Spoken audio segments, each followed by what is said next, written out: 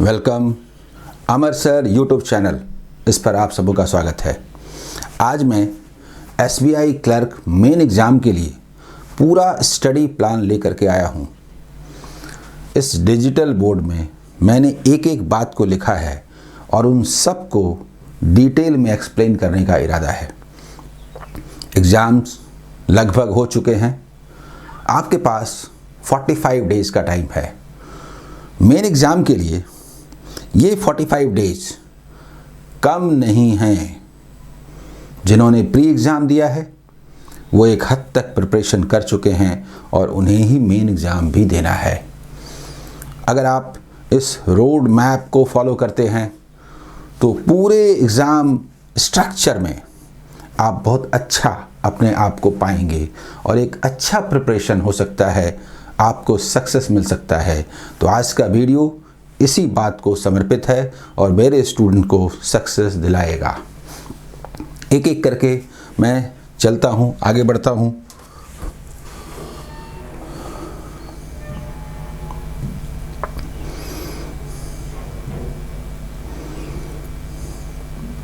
सबसे पहले ये नोटिफिकेशन था, ये प्री एग्ज़ाम आपने दे दिया। मैंने इसको इसीलिए लिया है ताकि प्री के साथ मेन का आप कंपेयर कर सकें। प्री एग्ज़ाम में टाइम बाउंड था, मेन में भी टाइम बाउंड है। प्री एग्ज़ाम में ये 3 सेक्शंस थे, मेन में 4 सेक्शंस हैं। प्री एग्ज़ाम में सेक्शनल कट ऑफ नहीं था, ओवरऑल कट ऑफ नहीं था। मेन एग्ज़ाम में सेक्शनल कट ऑफ तो नहीं रहेगा लेकिन एक ओवरऑल कट ऑफ रहेगा, ये अंतर है। तो सेक्शनल कट ऑफ उसमें भी नहीं होंगे, ये एक बड़ी बात है। मेन एग्ज़ाम का जो पैटर्न है उस पैटर्न में देखिए 200 मार्क्स के 190 क्वेश्चंस होंगे, 2 आवर्स 40 मिनट्स का है। आप इसमें देखिए नंबर ऑफ क्वेश्चंस के ख्याल से और एग्ज़ाम का मैप भी, उसका अप्रोच भी यहीं से पता चलता है कि आपको जनरल अवेयरनेस के लिए 35 मिनट्स दिए गए हैं, उसमें 50 क्वेश्चंस 50 मार्क्स के होंगे। तो ये एक सेक्शन होगा जहां पर सिस्टमेटिकली जितना आप पढ़ेंगे, परफॉर्म करेंगे, वो आपके रिजल्ट में उतना ही ज़्यादा रोल अदा करेगा। जनरल इंग्लिश का जो सेक्शन है, फिर हम लोग डिटेल बात करेंगे कि जनरल और फाइनेंशियल अवेयरनेस कैसे पढ़ेंगे। तो जनरल इंग्लिश जो है वो 40 क्वेश्चंस 40 मार्क्स और आपको 35 मिनट्स हैं, ठीक है। क्वांटिटेटिव एप्टीट्यूड 50 क्वेश्चंस 50 मार्क्स और 45 मिनट्स है। ये बताता है आपको 45 मिनट्स दिया है। जितना ज़्यादा टाइम का रेट पर क्वेश्चन क्वांट के लिए है, मैथमेटिक्स के लिए है, उतना किसी सेक्शन के लिए नहीं है। रीजनिंग एबिलिटी और कंप्यूटर एप्टीट्यूड ये 50 क्वेश्चंस 60 मार्क्स के हैं। मार्क्स का रेट तो इस सेक्शन का ज़्यादा है 45 मिनट्स में, लेकिन टाइम का रेट क्वांट में ज़्यादा है और ये एक डायरेक्शन भी बताता है। 190 क्वेश्चंस 200 मार्क्स 2 आवर्स 45 मिनट्स का। अब हम लोग एक एक करके सेक्शन वाइज बात करेंगे कि किस में कैसे क्या पढ़ा जाना चाहिए, ठीक है। जैसा कि मैंने पहले कहा कि जो मेन एग्जामिनेशन है 19 अप्रैल को होना है। प्री में आप जानते हैं कि इसमें minimum percentage marks on aggregate pre में तो कहीं नहीं था, लेकिन इस मेन एग्ज़ाम में देखिए, मेन एग्ज़ाम में minimum percentage marks on aggregate तो चाहिए, ओवरऑल मार्क्स में तो चाहिए, सेक्शन का नहीं चाहिए। No minimum qualifying marks for individual subject are prescribe. ये लाइन मेरा नहीं है, ये पूरा का पूरा सेंटेंस आपके नोटिफिकेशन का है और इस बात का बड़ा महत्व है, ठीक है। अब एक एक करके हम लोग बात करते हैं। सबसे पहले जनरल फाइनेंशियल अवेयरनेस जो है, जिसमें 50 क्वेश्चंस हैं, 50 मार्क्स हैं, 35 मिनट्स का टाइम ड्यूरेशन है। तो इसमें आप प्रिपरेशन कैसे करेंगे? सबसे पहली बात है अप्रोच। जब प्री एग्ज़ाम आप देते हैं तो प्री में तो खैर है नहीं, बैंक पीओ के प्री में रहता है, लेकिन मेन एग्ज़ाम में आपका थोड़ा कंसेप्चुअल होगा। कोई इवेंट कब हुआ था, कौन उसके किसने अध्यक्षता की थी, कौन कौन आए थे, ये सब तो ठीक है, लेकिन एक ओवरऑल उसमें डिसीजन क्या हुआ, कॉन्सेप्ट बेस्ड, मतलब इंफॉर्मेशन पूरा होना चाहिए उसके बारे में ये अप्रोच होगा। दैट मीन्स कि more analytical than factual. Facts तो चाहिए लेकिन एनालिटिकल अप्रोच ये ज़्यादा मायने रखता है। अब मैं जो प्रेस्क्राइब करता हूँ कि ये जो मेन एग्ज़ाम है इसके लिए जनरल और फाइनेंशियल अवेयरनेस, उसमें सबसे पहले देखिए वन डेली रिपोर्टेड न्यूज़पेपर, ये सबसे पहली बात है। अब एक एक करके मैं एनालाइज करता हूँ, ठीक है। डेली न्यूज़पेपर, यहाँ कहीं भी बंदिश नहीं है। जो स्टूडेंट जो भी नेशनल न्यूज़पेपर फॉलो करते हैं करें, इंग्लिश में या हिंदी में आपकी मर्जी, क्योंकि यहाँ पर प्रिपरेशन के लिए उसका ठीक ठीक प्रिपरेशन होना ज़रूरी है, लैंग्वेज मैटर नहीं करता। अब इसमें मैं कोई भी न्यूज़पेपर प्रेस्क्राइब नहीं करने जा रहा हूँ, लेकिन द हिंदू और इस तरह के जो ज़्यादा रेप्यूटेड पेपर हैं वो आप फॉलो करते हैं तो आपको ज़्यादा फ़ायदा मिलता है। फिर भी आप जो भी फॉलो कर रहे हैं उसको करते रहिए। उसमें आप क्या और कैसे पढ़ेंगे उसमें मैं थोड़ा अलग से बताऊँगा, ठीक है। One daily reputed economical newspaper, मैं एक एग्जाम्पल देता हूं, जैसे बिजनेस स्टैंडर्ड, कोई दूसरा पेपर भी जो इकोनॉमिकल है वो आप ले सकते हैं। ये इंग्लिश में भी है और हिंदी में भी है। तो इसमें ये तो सब कुछ होता है, शेयर मार्केट से लेकर के हर चीज़ के बारे में जानकारी होती है। आप सिर्फ उसका 3-4 पेजेस पढ़ेंगे जिसमें इकोनॉमिकल मतलब इकोनॉमी का behaviour, agricultural sector, industrial sector, trade sector, India का जो इंपोर्ट होता है, एक्सपोर्ट होता है, गवर्नमेंट की पॉलिसीज़ होती है, इससे संबंधित गवर्नमेंट की जो योजनाएं हैं, प्लानिंग्स हैं, वो सब वाला पार्ट देखेंगे। इससे अच्छा और कहीं नहीं मिलेगा, ठीक है। इसका PDF भी फ्री में अवेलेबल रहता है, आप वो भी ले सकते हैं, ठीक है। हर प्लेटफॉर्म पर आप अवेलेबल देखते हैं। One monthly magazine for competitive exam, सारी चीज़ों के बारे में आपने देख लिया, लेकिन जो बेस होगा ना वो मंथली मैगजीन होगा। मंथली मैगजीन पूरे मंथ का कलेक्ट करके, न्यूज़पेपर डेली का है लेकिन मंथली मैगजीन पूरे मंथ का कलेक्ट करके एक जगह दे देते हैं। चूँकि पूरे मंथ का कलेक्ट करके दे देते हैं तो 100% तो नहीं दे पाते जो आपको चाहिए, लेकिन वो इतना कुछ और इम्पॉर्टेंट चीज़ें दे देते हैं जिनका आपको बार बार रिवीजन करने से फ़ायदा होता है और एग्ज़ाम में वो आते हैं, चूँकि एग्ज़ाम के ख्याल से होते हैं। जो भी मंथली मैगजीन आप फॉलो करते हैं, कोई प्रतियोगिता दर्पण करते होंगे, कोई CSR करते होंगे, कोई BSc करते होंगे, जहाँ जो भी मैगजीन क्रॉनिकल करते होंगे, तो उस पर भी मुझे कुछ नहीं कहना है।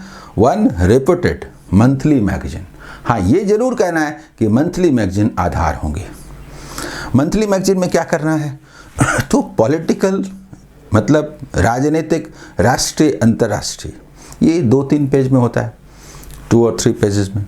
इकोनॉमिकल, नेशनल, इंटरनेशनल, नेशनल ज़्यादा इंपॉर्टेंट है, 2 और 3 पेजेस में होते हैं।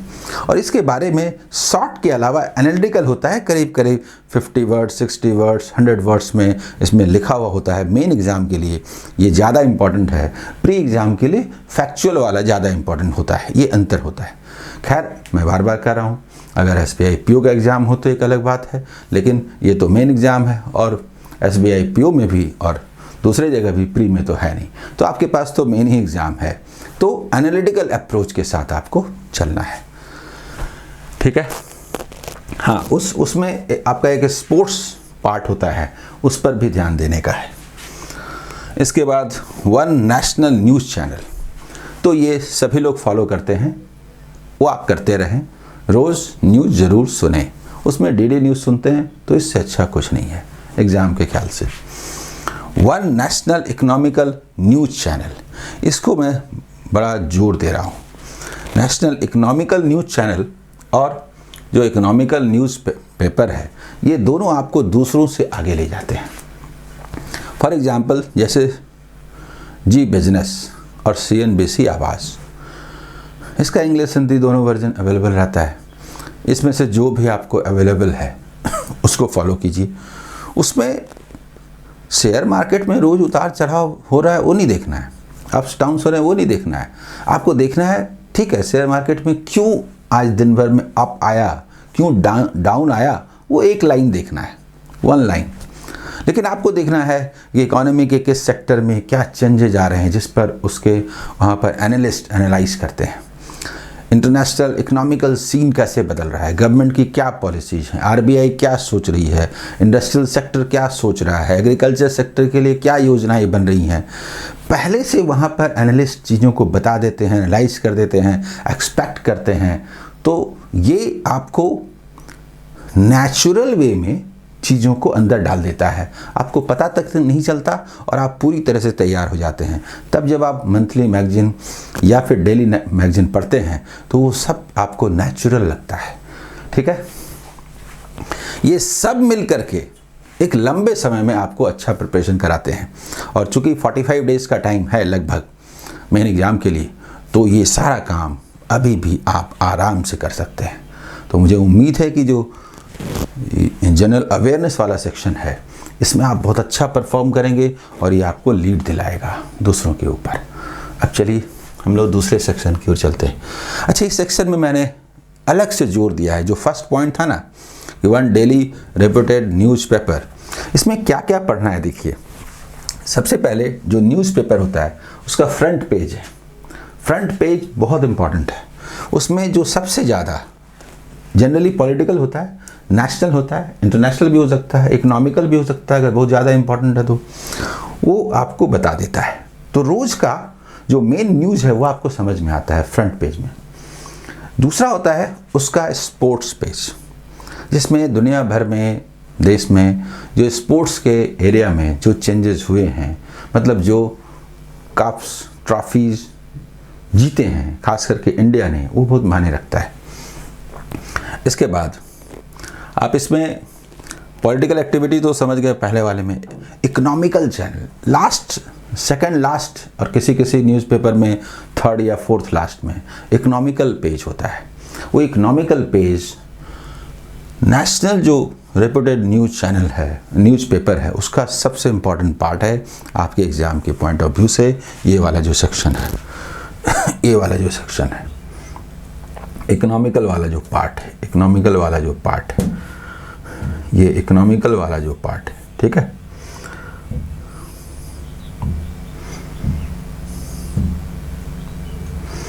अब आप देखिए आगे बढ़ते हैं नेक्स्ट सेक्शन की ओर। सबसे इम्पॉर्टेंट पार्ट है क्वांट, जिसके बारे में मैं वीडियो में सबसे ज़्यादा जोर देने जा रहा हूँ और यही आपको सक्सेस की ओर ले जाएगा। क्वांटिटेटिव एप्टीट्यूड 50 क्वेश्चंस 50 मार्क्स का है और ये 45 मिनट्स के लिए हैं। 45 मिनट्स का मतलब है कि वो एनालिटिकल होगा, थोड़ा डेप्थ होगा, आपका एनालिटिकल पावर टेस्ट करेगा। एक एक करके मैं बात करता हूँ। मैंने एक तरह से इम्पॉर्टेंस के आधार पर चीज़ों को कैटेगराइज किया है। उसमें जो सेक्शंस होने हैं 99% श्योर रहिए कि वो यही होने हैं। इसमें देखिए, सबसे पहले आप देखिए डेटा इंटरप्रिटेशन है। डेटा इंटरप्रिटेशन है, ये डेटा इंटरप्रिटेशन 5 क्वेश्चन के 4 सेट्स होने चाहिए। मैं एक एक करके सब पर मुझे बात करनी है, इसलिए मैं अभी इस पर बात नहीं करता। एक डेटा इंटरप्रिटेशन है, उसके बाद कैसलेट होना है, डेटा सफिशिएंसी होना है, क्वांटिटी 1 क्वांटिटी 2 हो सकता है, क्वांटिटी 3 भी रहे, ऐसा भी हो सकता है। मिससेलेनियस वर्ड प्रॉब्लम्स बहुत बड़ा पार्ट है, करीब करीब 15 से लेकर 20 क्वेश्चंस होंगे। नंबर सीरीज और डेटा इनइक्वालिटी क्वाड्रेटिक इक्वेशन, ये सेक्शंस होने हैं आपके। अब इन पर मैं बारी बारी से बात करूंगा एक एक करके कि किन का कैसे प्रिपरेशन करना है। तो सबसे पहले देखिए, सबसे पहले डेटा इंटरप्रिटेशन। डेटा इंटरप्रिटेशन जैसे प्री में आता था, एक सिंपल सा कुछ टेबल या कोई ग्राफ दे दिया, तो प्री के साथ मेन का कोई कंपैरिजन नहीं। प्री को और भी आसान बना दिया गया और लगातार जो क्वेश्चंस आए उसमें तो एकदम दम नहीं था, लेकिन मेन एग्ज़ाम में तुरंत उसका डेप्थ बढ़ जाएगा। समझ लीजिए सिंगल फिगर डीआई तो आना ही नहीं है। अगर आप इस स्थिति के लिए तैयार नहीं हुए तो अचानक से एग्ज़ाम में आपको अचंभा होगा, धक्का लगेगा, क्योंकि प्री से एकदम उल्टा होगा मेन, डीआई में तो खास करके।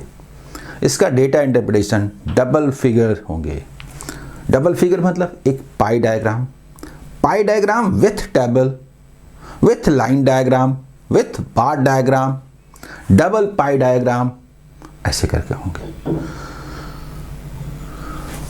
मैंने कहा पाई डायग्राम, मैंने कहा double figure DI. Single figure DI भी हो सकता है, लेकिन वो मिसिंग डीआई होगा। टेबल डीआई, मिसिंग डीआई, ये सिंगल फिगर भी हो सकता है, क्योंकि इसमें एनालिसिस के लिए काफ़ी स्कोप होता है। ये टाइप्स हैं। चैप्टर बेस्ड डीआई भी हो सकता है, तो आप चैप्टर बेस्ड डीआई पर भी ध्यान देंगे। हालांकि ये पीओ में आता है, लेकिन लास्ट 2 ईयर से मैं देख रहा हूँ एसबीआई क्लर्क के मेन में भी और आईबीपीएस क्लर्क के मेन में भी क्वेश्चन का स्तर बहुत बढ़ गया है। घबराना नहीं है, इससे क्या होगा, कट ऑफ थोड़ा नीचे आएगा और आपको ज़्यादा पढ़े हैं तो आपके लिए चांसेस और बढ़ेंगे। ये आपके लिए फेवरेबल है, क्वेश्चन का थोड़ा डेप्थ बढ़ना ये आपके लिए फेवरेबल है। इसके बाद कैसलेट। कैसलेट का जो परंपरागत ढांचा है, यूजुअल स्ट्रक्चर के इन्फॉर्मेशंस दिए जाते हैं, उनको आप समराइज करते हैं, वो तो रहेगा, लेकिन कैसलेट 1 से ज़्यादा होंगे। और चैप्टर बेस्ड कैसलेट में प्रोबेबिलिटी सबसे इम्पॉर्टेंट है, तो आप प्रोबेबिलिटी पर विशेष ध्यान देंगे।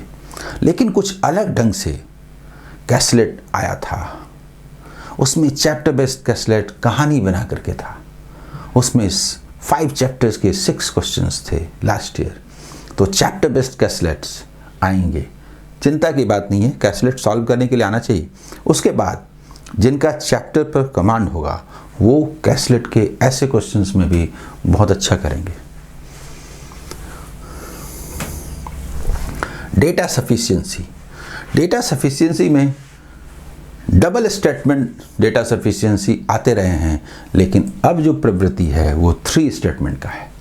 डेटा सफिशिएंसी को अलग ही तरीके से सॉल्व किया जाता है और उसका तरीका मैंने बताया है। सिर्फ चैप्टर की जानकारी होने से नहीं होता, चैप्टर का कंसेप्ट जानने से नहीं होता, कंसेप्ट को डिटेल में जानना जरूरी होता है। क्योंकि किसी क्वेश्चन में आप सॉल्व करते हैं, आंसर आता है, हो जाता है। यहाँ पर सॉल्व करके भी आंसर नहीं होता, क्योंकि दूसरे से भी आंसर हो सकता है, तीसरे से भी हो सकता है, किसी से ना होके मिल के हो सकता है। वैरायटी ऑफ कंडीशंस होते हैं। इसलिए डेटा सफिशिएंसी मैं लगातार सॉल्व करता रहा हूँ, पहले भी किया हूँ। आप उनको देखिए, फॉलो कीजिए। एग्ज़ाम के लिए मैं भी स्पेशली उस पर बनाऊँगा।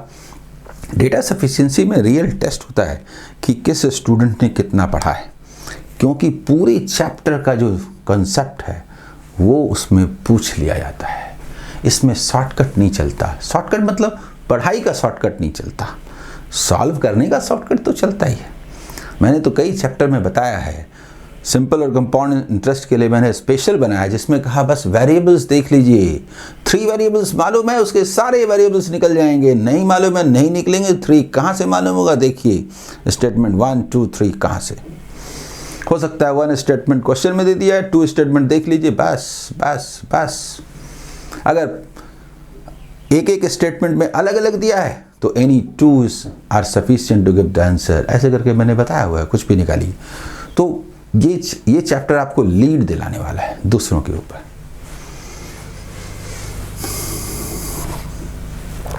इसके बाद देखिए क्वांटिटी 1 क्वांटिटी 2। ये जो 1 मिनट अभी हमने किया था डेटा सफिशिएंसी, क्वांटिटी 1 क्वांटिटी 2, ये नया फॉर्मेट है क्वेश्चन पूछने का। लास्ट 2 ईयर्स से ये पूछा जा रहा है। पहले पीओ के मेन में आया, फिर प्री में आया, फिर क्लर्क के मेन में आया, फिर क्लर्क के प्री में भी आ गया। दरअसल ये क्वेश्चन पूछने का एक तरीका है।